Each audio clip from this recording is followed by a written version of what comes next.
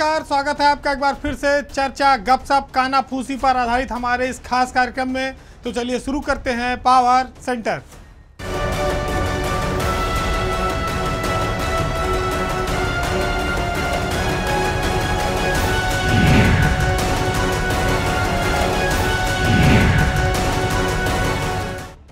लोकसभा चुनाव सर पर है। जिनके टिकट हो गए वो तो खुशी मना रहे हैं, प्रचार में जुट गए, लेकिन जिनके टिकट लटके हुए हैं उन सांसदों की बेचैनी बढ़ी हुई है। भाजपा में खास तौर से 51 नामों की जो पहली सूची घोषित हुई थी, उसके बाद से 29 प्रत्याशी टकटकी लगाए हैं कि हमारा टिकट घोषित होगा कि नहीं। इसमें सबसे महत्वपूर्ण है कि बीजेपी के आधा दर्जन सांसद ऐसे हैं जिनका टिकट लटका हुआ है, अधर में है, फंसा है। अगर कट गया तो फिर राजनीतिक कैरियर भी खत्म हो जाएगा। हालांकि बीजेपी ने अभी तक 51 सीटों में सिर्फ एक पर नाम बदला है, बाकी में उन्होंने सब पर वही भरोसा जताया है जिनको पिछले चुनाव में टिकट दिया था। ज़्यादातर सारे सांसद रिपीट हो गए हैं। अब 29 जो टिकट रुके हैं उस पर मंथन चल रहा है और उसमें कई ऐसे नाम हैं जिनको हम आपको बताएंगे कि इनके टिकट क्यों रुके हैं और इन पर क्या कार्रवाई हो सकती है। तो बीजेपी के 6 सांसदों के टिकट पर तलवार है और सबसे ज़्यादा तलवार उसमें अगर किसी पे है तो बृजभूषण शरण सिंह पर है। आप जानते हैं कि बृजभूषण शरण सिंह पूर्वांचल के दबंग और बाहुबली नेताओं में शुमार हैं। कई बार वो सांसद रह चुके हैं। पहलवानों के विवाद में वो इतना चर्चा में आ चुके हैं कि उनको कुश्ती संघ के अध्यक्ष का पद भी छोड़ना पड़ा और सरकार को भी बहुत किरकिरी का सामना करना पड़ा। बृजभूषण के बाद मेनका गांधी और वरुण गांधी, ये जो 2 टिकट हैं, इन पर भी अभी तक स्पष्टता नहीं मिली है।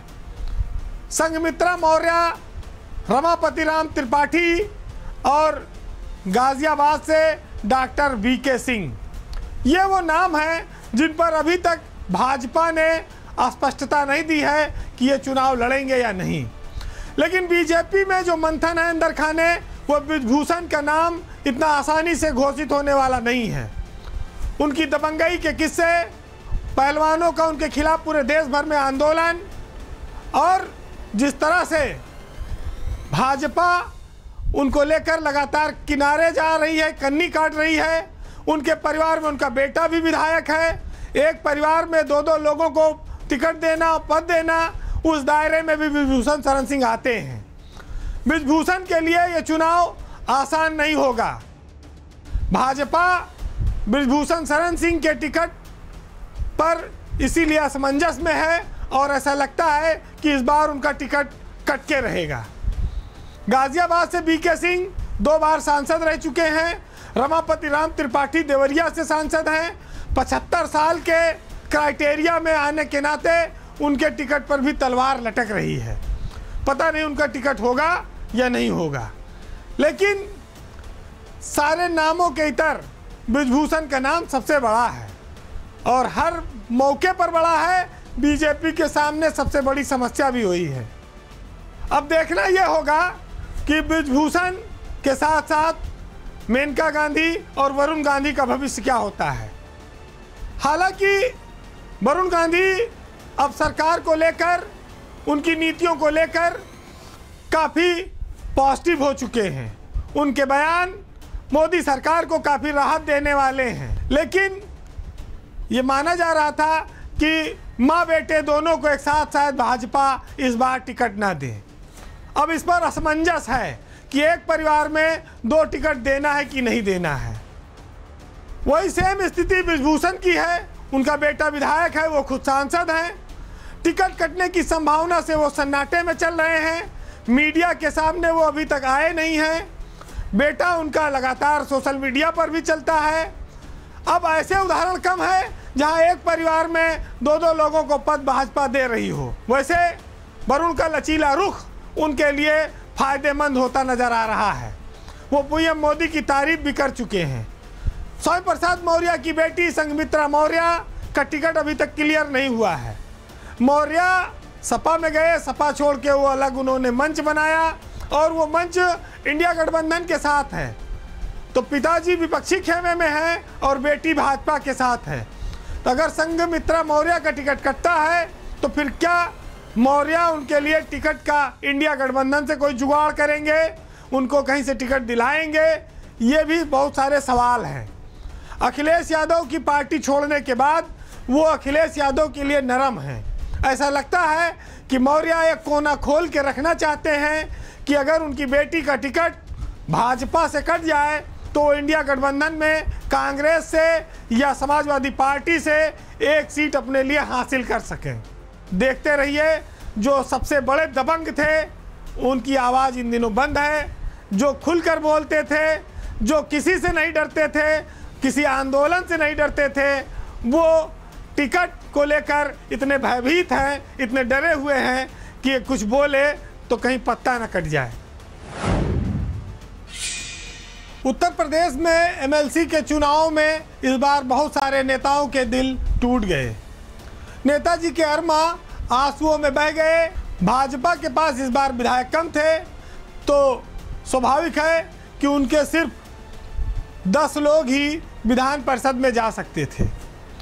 समाजवादी पार्टी के 3 नाम जा सकते थे। 13 सीटों के चुनाव में बीजेपी को 3 सीटें अपने सहयोगियों को देनी पड़ी, लिहाजा उसके पास सिर्फ 7 लोग रह गए जिनको वो टिकट दे सकती थी। इस 7 में भी सिर्फ 3 लोग रिपीट हो पाए, बाकी को घर बैठना पड़ा। महेंद्र सिंह जो पूर्व मंत्री हैं उनको विधान परिषद में रिपीट किया गया और वो पार्टी और संगठन के बहुत बड़े ओहदे पर हैं, उनके पास बड़ी जिम्मेदारी है।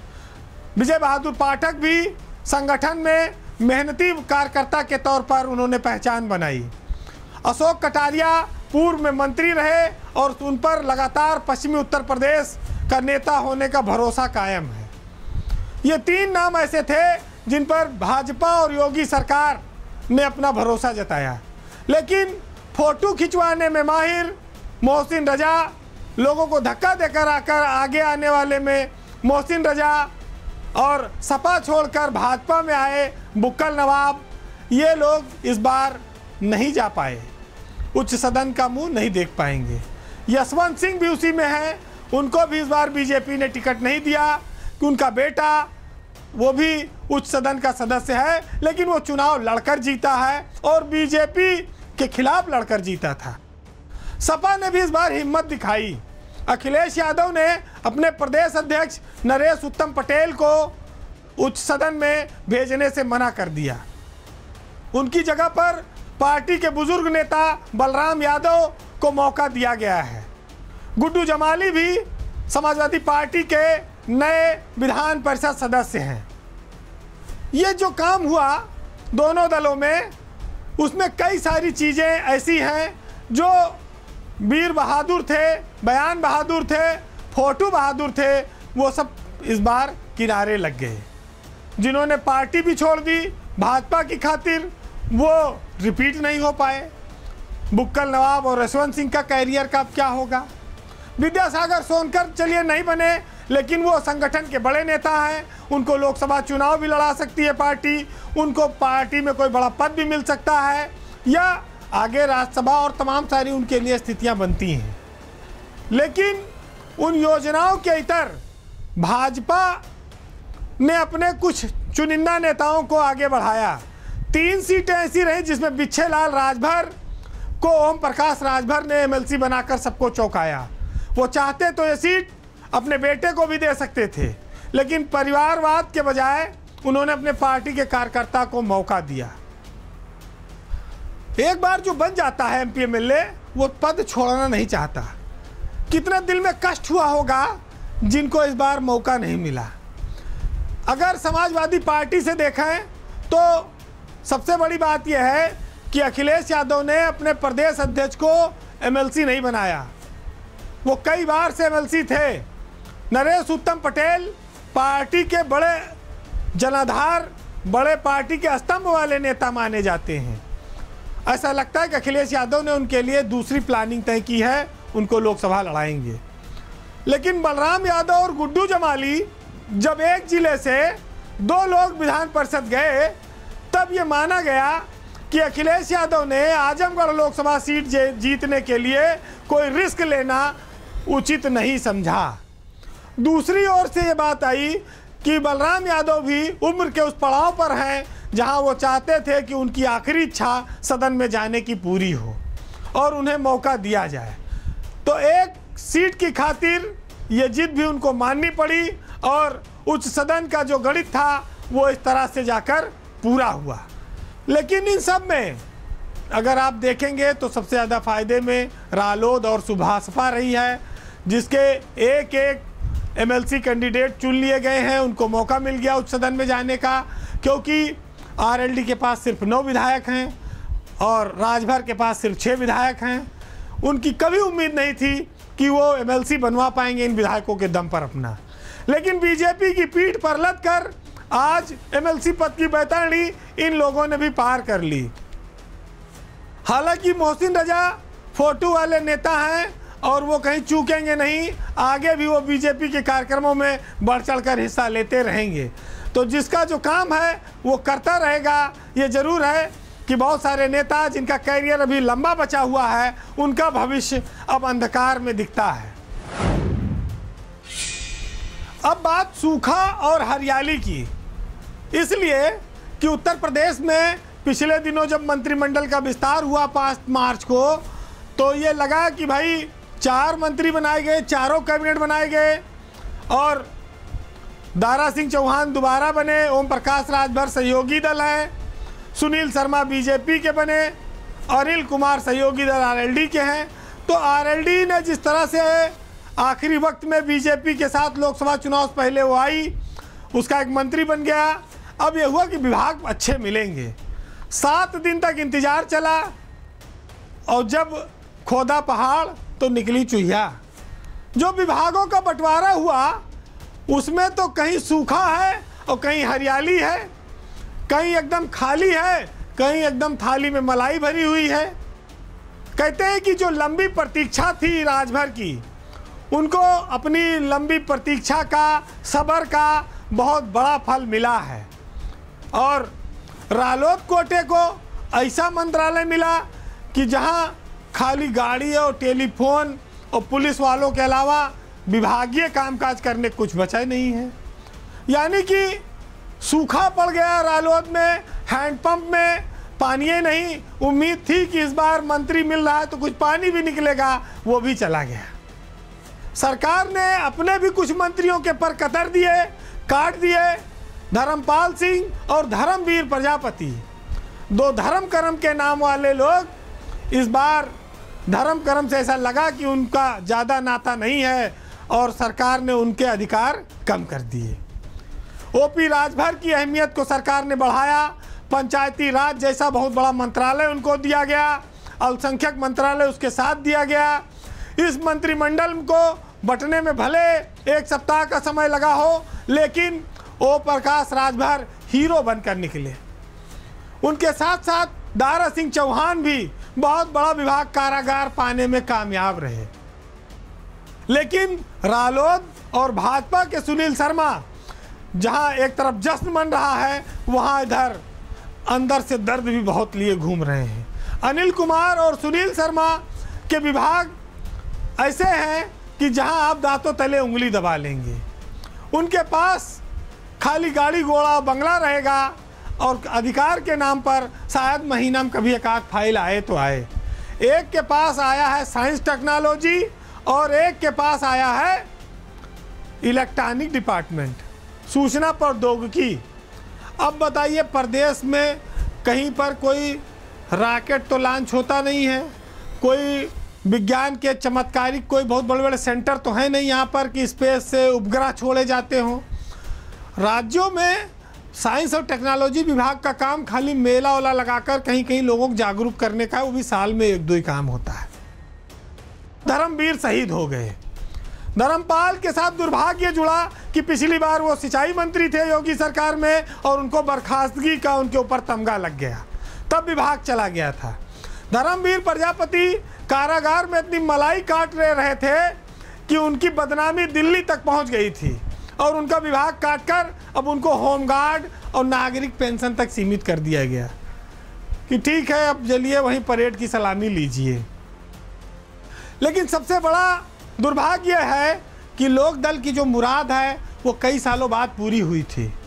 लाल बत्ती गाड़ी उनके कार्यालय पर पहुंची थी, बहुत मिठाई बटी, बहुत तालियां बजी, बहुत उत्साह था कि अब कुछ अच्छा और विभाग मिल जाएगा। लेकिन अब खाली लाल बत्ती के अलावा कोई सुख नहीं मिला। सारा उत्साह काफूर हो चुका है, लोग ठंडे पड़ चुके हैं कि मंत्री जी खाली चिट्ठी लिखें और टेलीफोन करें, इसके अलावा उनके पास विभाग में किसी को कुछ देने और करने और मदद के नाम पर कुछ नहीं रह गया। तो एक और खुलकर लुटाया गया, उन्हें एक लोकसभा की सीट भी दे दी गई, उन्हें एक एमएलसी की भी सीट भी दे दी गई। रात भर की किस्मत संजय निषाद के बराबर आ गई है। अब कहीं वो कमज़ोर नहीं है, लेकिन यही है कि किसी को घर मिला हिस्से में, किसी के हिस्से में माँ आई। अब जो जिसमें संतुष्ट हो, पार्टी का आदेश है, कोई खजाना किसी को कुबेर का मिल जाता है और कोई सब कुछ पाकर भी तकलीफ में रहता है। इस मंत्रिमंडल के बंटवारे ने 2 और 2 प्लस किया। 2 को अच्छे विभाग मिले, 2 को कहा जाए माटी के मोल रह गए और 2 के ऊपर चाबुक भी चल गई। तो मतलब 6 हताहत हो गए इस पूरे मामले में। अब बात एक ऐसी खबर की जो अफसर बड़ा प्रभावशाली था, जिसके सीधे दिल्ली से लिंक थे, उनके कनेक्शन के चलते ही जब वो यूपी आए और कहा जाए तो हवाई जहाज़ और पैराशूट दोनों एक साथ से उन्होंने लैंडिंग की और उसके बाद सीधे वो पुलिस कमिश्नर बनारस बना दिए गए। तब ये माना गया कि उनका बहुत कांटेक्ट मजबूत है, उनको कोई टच नहीं कर पाएगा। बनारस के पुलिस कमिश्नर अशोक मुथाजैन पिछले दिनों जैसे ही पीएम का दौरा ख़त्म हुआ वैसे ही वो हटा दिए गए। आप ये कह सकते हैं कि उधर बड़े सरकार दिल्ली उड़े और इधर कमिश्नर साहब बनारस से उड़ गए। तो मुथाजैन के उड़ने की जो कहानी है वो अचानक से ऐसा क्या हुआ कि इतने ताकतवर अफसर को 1 घंटे में ही निपटा दिया गया। कमिश्नर जब वो बने थे तब ये माना गया कि उनकी दिल्ली दरबार की पकड़ इतनी मजबूत है कि उनको कोई हिला नहीं पाएगा। उनके बारे में बहुत सारी कहानियाँ और किस्से भी रहे हैं, वो भी हम आपको बताएंगे। लेकिन ऐसा क्या हुआ कि उनको एक झटके में अपनी कुर्सी गंवानी पड़ी। अशोक मुथाजैन 1995 बैच के आईपीएस अफसर हैं। वो गुंटूर आंध्र प्रदेश के रहने वाले हैं, लेकिन देश भर में जो उनके नाम की चर्चा है वो शाहरुख खान के बेटे की गिरफ्तारी प्रकरण से जुड़ी हुई है। नारकोटिक कंट्रोल ब्यूरो में तैनाती के दौरान अशोक मुथाजैन समीर वानखेड़े के बॉस हुआ करते थे और उसी दौरान शाहरुख के बेटे आर्यन खान की ड्रग के मामले में गिरफ्तारी हुई थी, जिसमें समीर वानखेड़े अपने गुरु अशोक मुथाजैन से निर्देश प्राप्त करते थे। उनकी व्हाट्सएप चैटिंग भी तमाम सब सार्वजनिक हुई थी। और इतनी बदनामी, इतने बवाल के बाद भी जब अशोक मुथाजैन की प्रतिनियुक्ति खत्म हुई तो दिल्ली से आते ही रातों रात वो सीधे बनारस के पुलिस कमिश्नर बनाए गए। पूरे पुलिस महकमे में इस बात को लेकर हड़कंप मच गया। चर्चा हुई कि आखिर इतना ताकतवर अफसर अशोक मुथाजैन सीधे दिल्ली से आकर सीधे पुलिस कमिश्नरी में काबिज हो गए, तमाम सारे लोगों के ना चाहते हुए भी। लेकिन पिछले कुछ दिनों से बनारस में अपराधों में लगातार बढ़ोतरी होती गई। उसके बावजूद अशोक मुथाजैन अपने पद पर जमे रहे। प्रधानमंत्री का इसी बीच दौरा लगा 9 मार्च को और 10 मार्च तक प्रधानमंत्री बनारस में रहे। 10 मार्च की शाम को जब प्रधानमंत्री वापस दिल्ली गए तो उसी रात अशोक मुथाजैन को भी बनारस से रवाना कर दिया गया। सुबह होते होते जब उनका तबादला आदेश पहुंचा तो पूरे पुलिस महकमे में इस बात की चर्चा हुई कि आखिर अशोक मुथाजैन अचानक संट क्यों हुए। बताया जाता है कि कानून व्यवस्था में प्रभावी नियंत्रण न कर पाने पर मुख्यमंत्री उनकी कार्यशैली से नाराज थे। मुख्यमंत्री ने पीएम के जाते ही अशोक मुथाजैन पर कार्रवाई के निर्देश दिए वैसे अगर आप देखें तो प्रशांत कुमार के डीजीपी बनने के बाद से ये पहला मामला है जब किसी कमिश्नर को पुलिस विभाग के हटाया गया।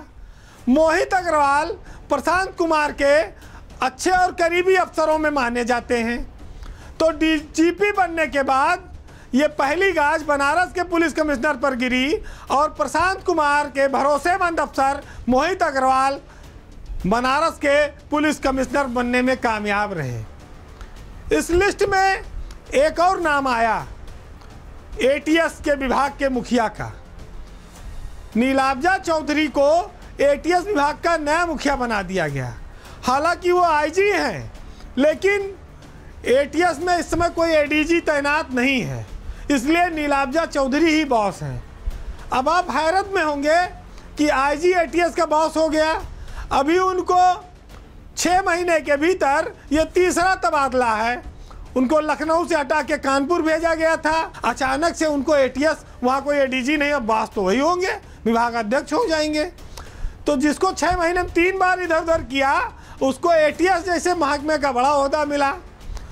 ये 2 तबादले बड़े महत्वपूर्ण रहे। आप महसूस करेंगे कि प्रशांत कुमार डीजीपी के रूप में काफ़ी प्रभावशाली अफसर साबित हो रहे हैं और पहली कमिश्नरी उनके कार्यकाल में ये बदली गई है। मोहित अग्रवाल 1997 बैच के अफसर हैं और यहीं उत्तर प्रदेश बरेली के रहने वाले हैं। अब तुम्हारे हवाले वतन साथियों। बहरहाल आज के पावर सेंटर में इतना ही, लेकिन जाते जाते मंजर भोपाली की कुछ लाइनों के साथ आपको छोड़ जाएंगे। ये लाइनें आदमी के जीवन की खुददारी, उसकी विल पावर, प्रेम मोहब्बत और सामाजिक संदेश से भी जुड़ी हुई हैं। तो सुनिएगा कि बेज़मीरी का कोई काम नहीं कर सकता, जिंदगी मैं तुझे नीलाम नहीं कर सकता। देखकर तुझको तड़पता हूँ मैं दिल ही दिल में, क्या करूँ इश्क को बदनाम नहीं कर सकता। और दिल भी क्या चीज़ बनाई है खुदा ने मंजर, एक लम्हा भी ये आराम नहीं कर सकता। नमस्कार।